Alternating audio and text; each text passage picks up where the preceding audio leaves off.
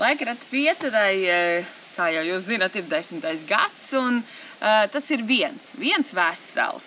Viens vesels tad, kad labā puse ar kreiso pusi, augšu ar apakšu, vīrišķais ar sievišķo ir vienā veselumā. Un tie ir svētki, tad ir šie svētki. Tāpēc mums ir tāds plāns pirmo dienu, sestdienu veltiet vīrišķajam spēkam. Jā, sestdienu veselu vienu telts, viena liela runātāja būs atveltīta tieši vīriem, kur visu dienu būs sarunas, praktiskas nodarbības, teiksim, viss, kas veltīts ap vīriem, ar vīriem un viss, kas ar šo tēmu ir saistīts. Tā kā vīriem noteikti vajadzētu nākt, bet sievietes arī var droši vien paskatīties no malas, kā vīri tur darbojas.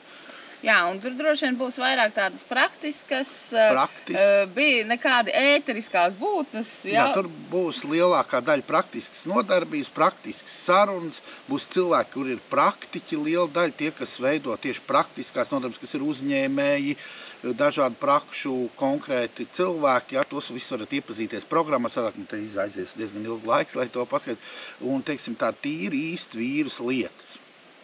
Un droši vien arī uguns staigāšana vakarā arī ir diezgan. Jā, to jau es kaut kur esmu jau pieminējis, bet vēlreiz atgādināšu, ka vakarā kā fināls būs uguns staigāšana Ozola parkā, kur visi laipni aicināti, vēlreiz sev iziet cauri visām šīm, teiksim, sevis sakārtošanas, attīrīšanas un pārvarēšanas spējām, ko mēs reizēm nevaram tikt galā. Un uguns staigāšanu vadīs Inese un Jānis Krūmiņi, kas ir viens no tādiem goda, man liekas, pāriem, ja, Latvijā. Un nākošā diena, svētdiena, ir veltīta sievu spēkam. Tajā teltī, kur pirms tam būs rībinājuši vīri savas balsis, būs sieviešu tēmas.